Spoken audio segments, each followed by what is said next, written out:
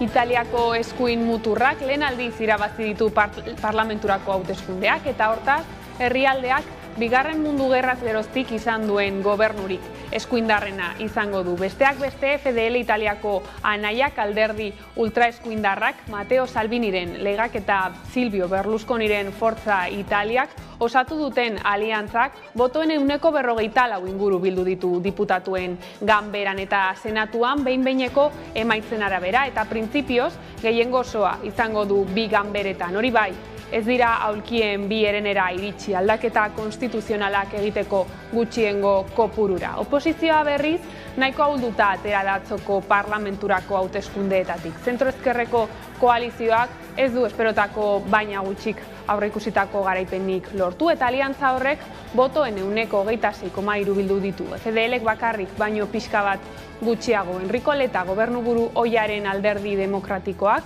ez zuen bozetara akordiorik egin Giuseppe Conte lehen ministro izandakoaren izar mugimenduarekin eta horrek nabarmen egin die kalte arrakastarako aukerei, batez ere kontuan harturik izar mugimenduak kanpaina ona egin duela. Gauza bera gertatu da zenbait indar politiko txikik tartean. Matteo Renziren Italia bizirik alderdiak osatu zuten hirugarren poloarekin, zeina babesen 7,8 iritsi den.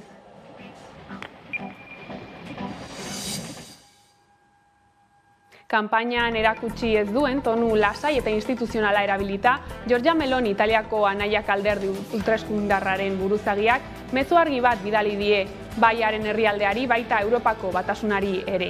Eskuin muturraren garaia dela esan du FDL buru duen gobernu batena. Meloniren emaitzak eta Italiako agintera iristea sekulako garaipena da eskuin muturrarentzat eta horren erakusle da FDLren aliatuek erakutsi duten poza. Halere Salvinik eta Berlusconik zeresan handia izango dute datorren legealdian, ez baitaude ados Melonirekin hainbat auziren inguruan. Errusiari ezarritako zigorrak, zerga txikitzea eta pentsioen erreforma izango dira eztabaida iturrietako batzuk eta horrek agerian utzi du beste behin ere koalizio gobernua osatzea, baino zailagoa izango dela agintean irautea. Eta Errusia aipatuta nazioarteko kontuekin jarraiki, Errusiak Ukrainaren kontra gerra hasi zuenetik 7 hilabetera beste fase batean sartu da gatazka. Moskuk okupatuak dituen lurrak anexionatzeko urratsa egin du Ukraina ekialdeko 4 eskualdetan babestu dituen erreferendumekin. Bozketa horietan herritarrei galdetu diete beren eskualdea Errusiako Federazioaren parte bihurtzea nahi duten ala ez.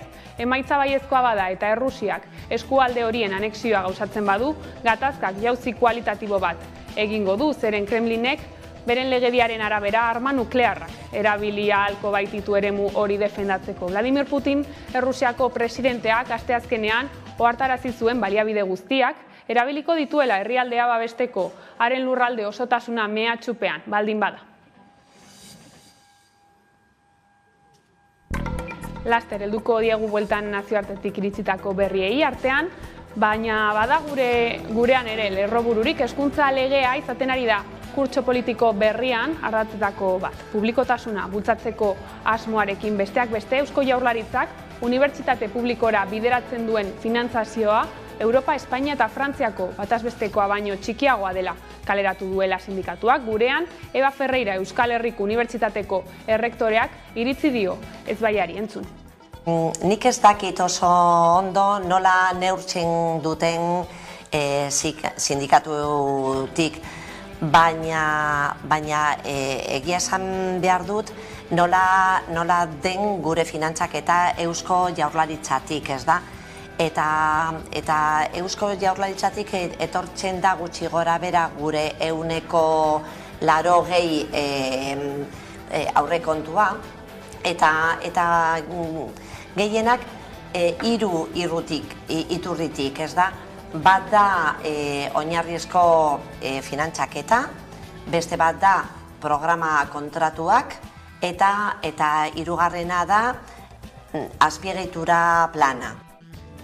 Hezkuntza ituna zaritzeko hain zuzen Peio Txandian Euskal Herria Bilduko programa arduraduna hedabideen aurrean agertu da gaur eguerdian. Adierazi duenez, EAEko hezkuntza legeak ate guztiak ireki behar ditu Euskal hezkuntza sistema propio baterantz. Gehitu du gainera, ez dela edozein lege datozen 30 urteetarako balio behar duela eta beraz bokazio eratzailea eta zentzu estrategikoa izan behar dituela. Berretsi nahi dugu, gure ustez, lege honek bokazio eratzailea izan behar duela. Beraz, euskal hezkuntza sistema propio baten eraikuntzarako tresna izan behar duela, eta zentzu estrategikoa daukala.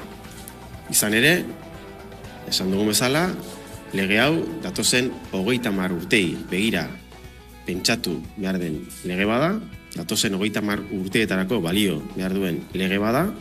Bestaldetik, Agurne Gaubeka hizkuntz eskubideen behatokiko zuzendariaren arabera, ezin da ezer onik espero epaitegietatik. Pasaden astean, Espainiako Auzitegi Gorenak jakinarazi zuen ez duela tramiterako onartu Irungo udalak aurkeztutako kasazio helegitea. Komisiones Obrerasek aurkeztutako salaketa bati bide, emanez iazko maiatzean, EAEko Auzitegi Nagusiak ebatzi zuen Irungo 12 udaltzain postutarako euskaraz jakitea eskatzea diskriminatzailea zela euskara ez zekiten hautagaientzat. Irungo udalak errekurtsoa jarri eta ostiralean heldu zen Espainiako Auzitegi Goreneko administrazioarekiko auzietako lehen aretoaren erabakia, ez du tramiterako onartu ere egin. Argudiatuta, aurkeztutako idatziak ez duela kasazio helegite bati eskatu beharreko irizpide nahikorik. Harrigarriki denboran bat egin du antzeko beste epai batekin. Izan ere, egun batzuk lehenago Gasteizko administrazio auzitegiak ebatzi zuen udaltzainen lan poltsan euskarazko B2 maila eskatzea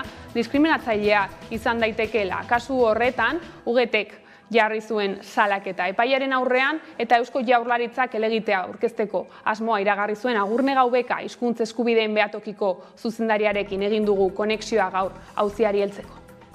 Guretzat benetan onartezina eta larria da. Azkenean hizkuntza politika ez delako epaitegietatik egin behar eta hizkuntza politikaren interpretazio maltzur bat eraikitzen ari delako eta kezkaz bizi dugu ez aurrerantzean zer ekarriko duen guzti honek. Eta 4 egun barru ekotopaketak hasiko dira Portugaleten, krisi ekosozialaren inguruan hausnartzeko bilduko dira eta ildo horretan Euskal Herrian egin beharreko aldaketak izango dituzte hizpide besteak beste ekozidioaz hitz egingo dute. Entzun dezagun Juan Gorostidi ekotopaketako lagunak muturrean dugun arazoaz esan duena. Ez da arazo puntual bat. Gaude arazo nolabait esateko zibilizatorio baten aurrean. Mende honek izango badu ezaugarririk izango da guk edo ez guk ekozidioa deitzen dugun arazo horri aurre egin beharra. Kultura arlora salto, Joanes Ilarregik bildu du puntu gehien arrasateko saioan, 678 justu, atzetik sailkatu dira Saio Alkaiza, Iñaki Apalategi, Xabat Ilarregi, Miren Amuriza eta Gorka Pagona Barraga. Sarrera kostegunetik bukatuta bete-bete eginda arrasateko amaiantzokia pertsolari txapelketa nagusiaren bigarren saioan. 700 lagun izan dira bertan eta Ander Aranburu gai jartzailearen atzetik sartu dira bat bertsolariak zozketak erabakitako ordenan. Hasiera mugitua izan du saioak, berez Xavier Silveira zen kantatzekoa, baina azken orduan ezin izan du agertu arrazoi pertsonalak tarteko hartara. Ordezkoen zerrendan urrengoari egokitu zaio oholtzara igotzea Xabat Ilarregi Leitzarrari. Eta hala, bi anaiak topatu dira holtza gainean. Joanes Ilarregi izan da lehena puntutan. Hasi eta buka eutsi egin dio saioari eta ganbarakoan erremate dotorea eman dio. Bigarrena izan da Saio Alkaiza, egungo Nafarroako txapelduna. Ordea larun batean Alaia Martinek irabazi du lehenengo final laurdena. Nerea Lustondo sailkatu da bigarren getxo jokatutako saioan. Eta lerroburuekin bukatzeko, kiroletan, Nerea Arrutik eta Andoni Iruretagoienak irabazi dute Euskal Pentatloia. Iruretagoiena bigarren urtez nagusitu da eta iazko irabazle Karmele Gisasola bigarren geratu da. Larun bat iluntzean jokatu zen probaz Beitiko zezen plazan. Arrutik 21-0 denbora egin zuen, urduri hasi baldin bazen ere, Harriarekin aizkora lanean nagusitu zen eta hortik aurrera zuzen joan zen garaipenera. 2 aste barru jokatuko du Gipuzkoako aizkora txapelketa eta orain horri begira dagoela. Adierazi zuen gizonezkoetan 69 nagusitu da, iaz bezala. Lehenengo kilometroan bareak jo duela adierazi zuen, baina gero aurre egin diola, egindako denborarekin pozik zegoela adierazi zuen, baina aurre ikusten zuela proban oso ondo arituko zirela kirolariak, aurten oso ondo prestatu zirelako.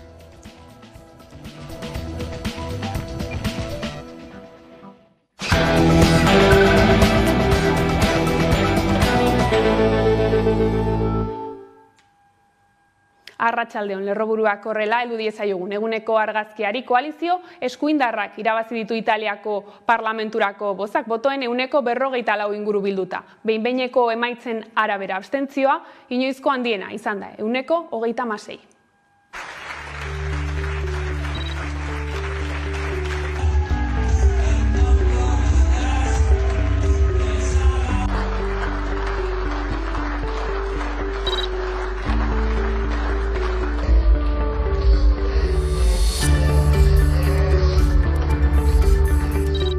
Questa è sicuramente per tante persone una notte di orgoglio, è sicuramente una notte di riscatto, è sicuramente una notte, diciamo, di lacrime, di abbracci, di sogni e di ricordi. Quindi è importante capire che se saremo chiamati a governare questa nazione, lo faremo per tutti. Lo faremo per tutti gli italiani, lo faremo con l'obiettivo di unire questo popolo.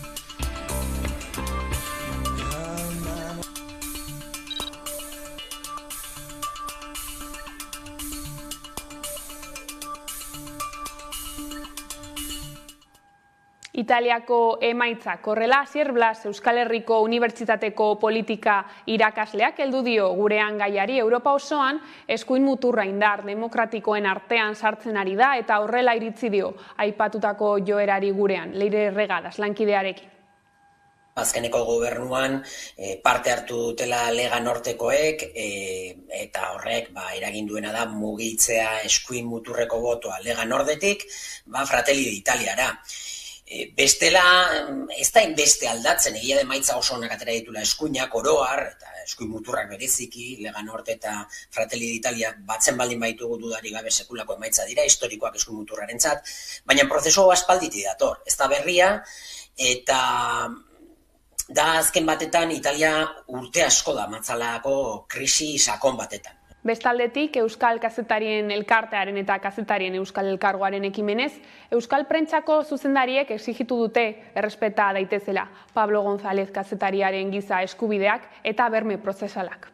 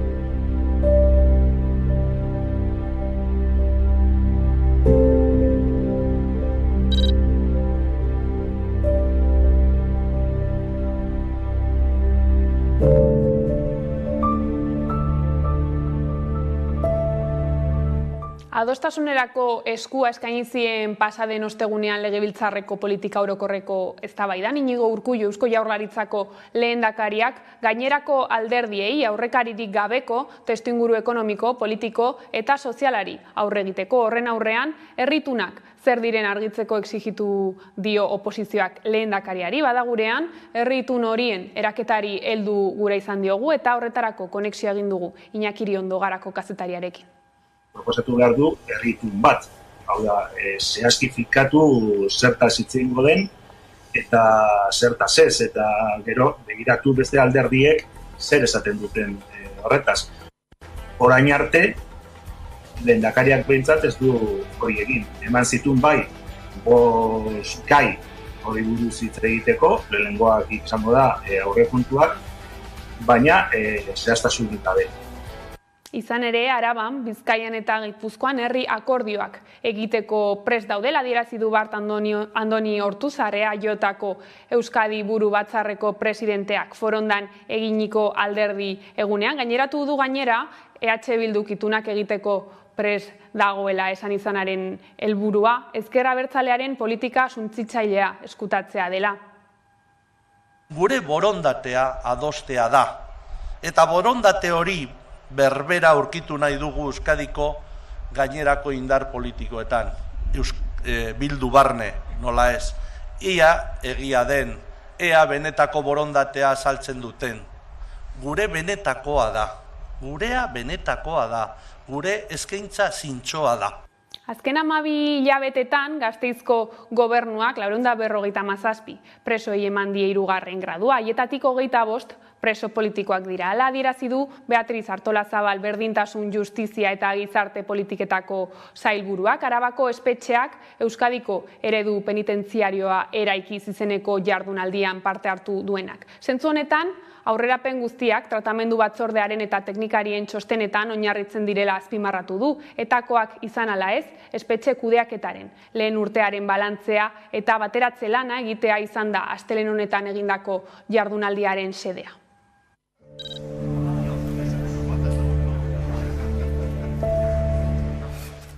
Ez dute zentzurik zabuelzpenek, ez dago tratamendu kolektiborik. Presoek ez dute inolako onura edo kalterik jasoko euskal espetxeetan. Etakoa izan ala ez. Eta gradu aurrerapen guztiak, tratamendu batzordearen banakako txosten profesionaletan eta preso bakoitzarekin egunez egun lan egiten duten pertsona teknikoetan oinarrituta onartzen dira. Etakoa izan ala ez.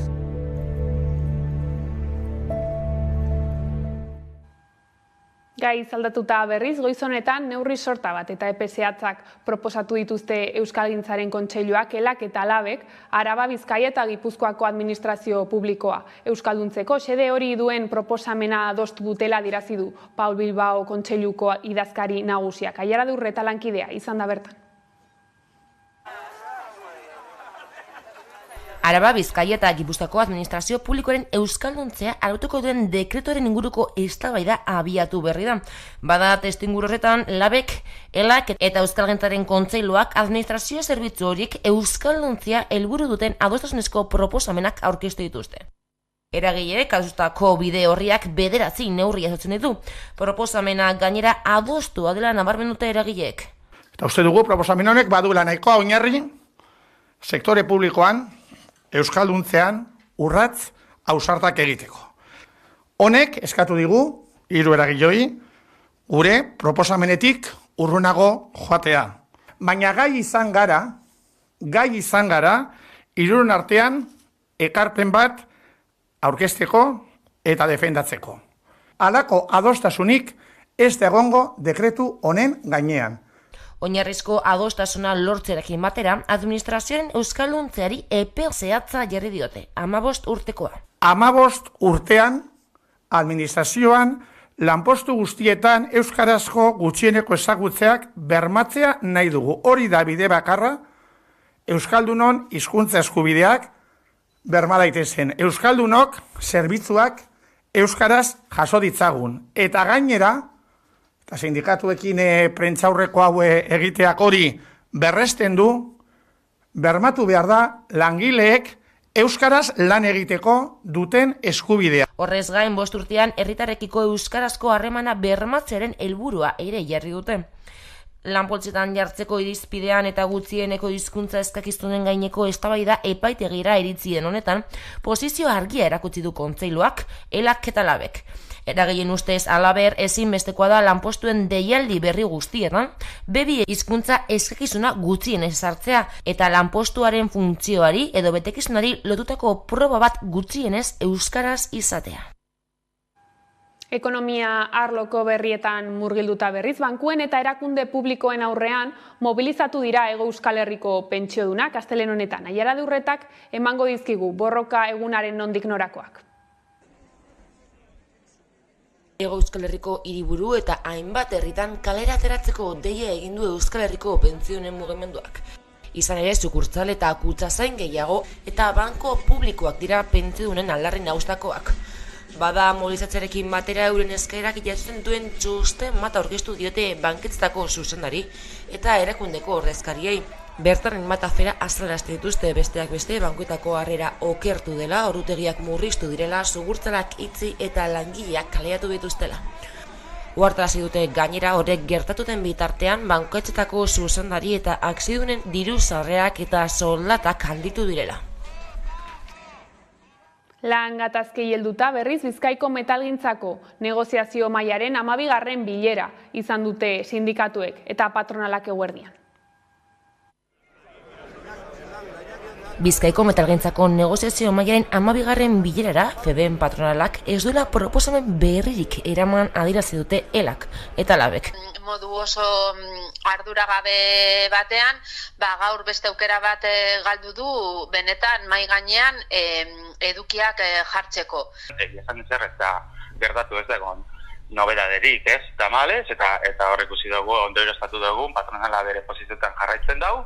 Aurreko batzarrean aurkeztutako proposamena eraman du patronalak, KPIa bermatzen ez duenak eta lan baldintzetan hobekuntzarik ez duenak sindikatuen arabera. Atzerapasuak daudela, hau da orain arte berreskuratutako eskubideak nahi du okertzea, malgutasunean eta bajetan.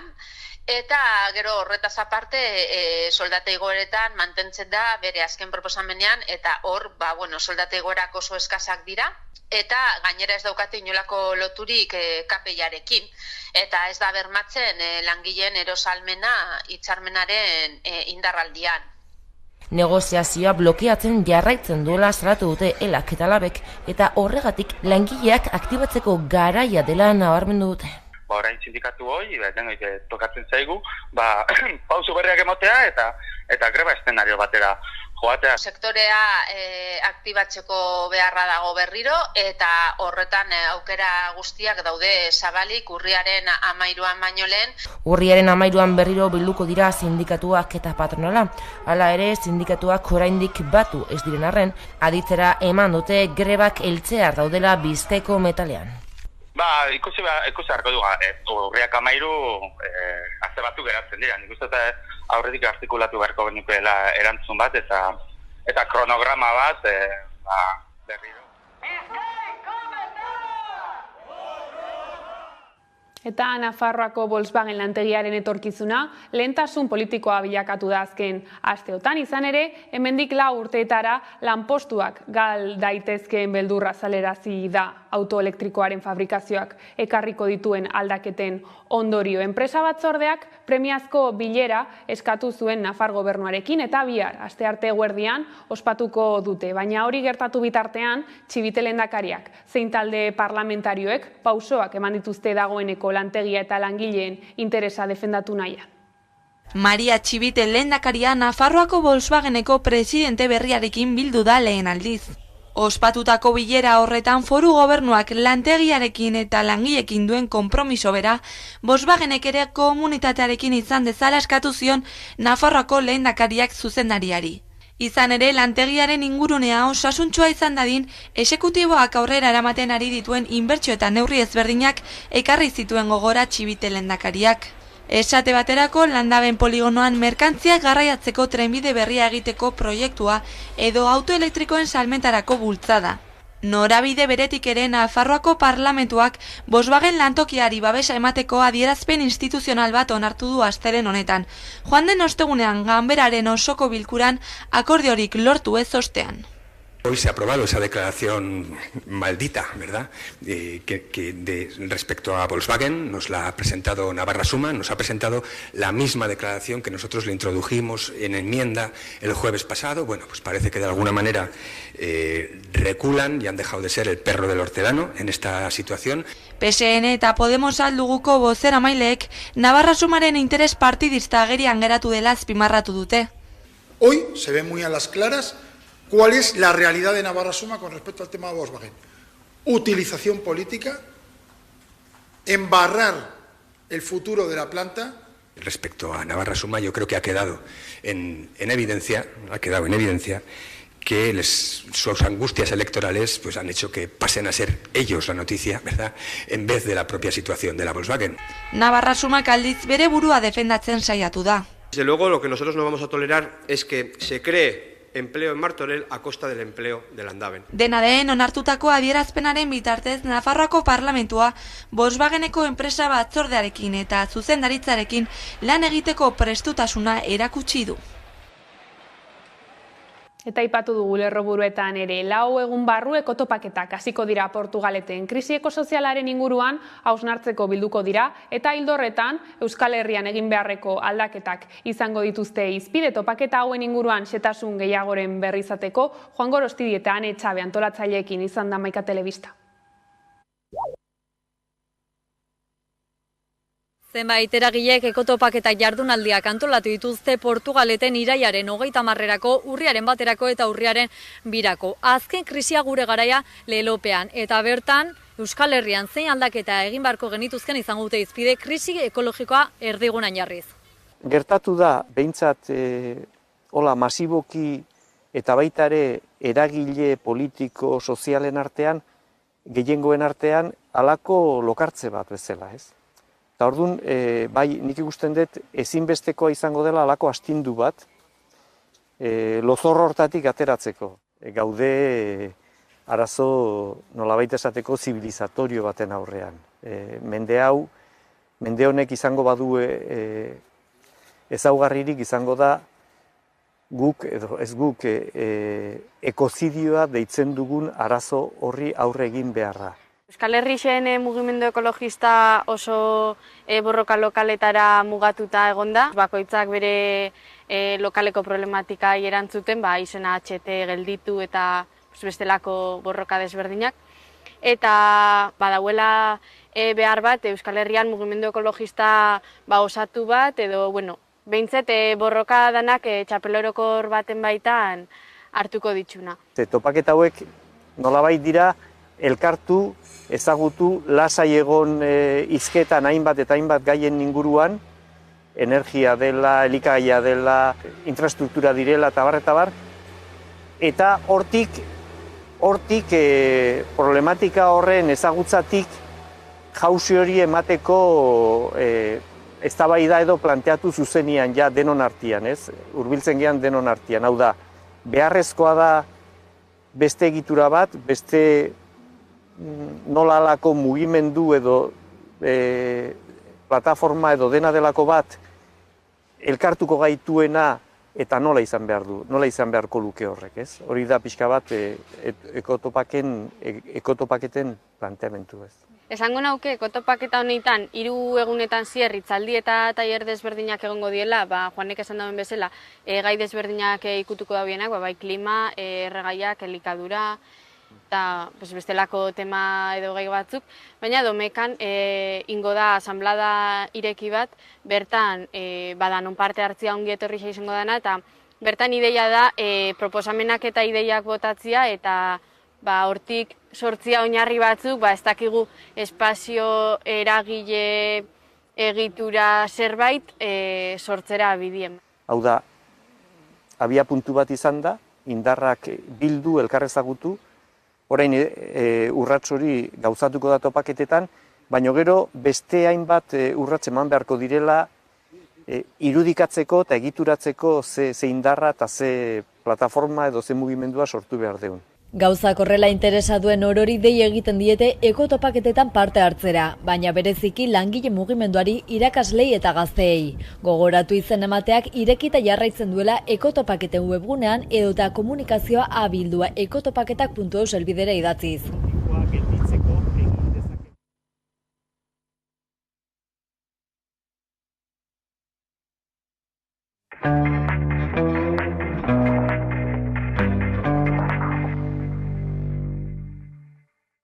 Aurten, Izurdeek erreskatatutako mutiko bat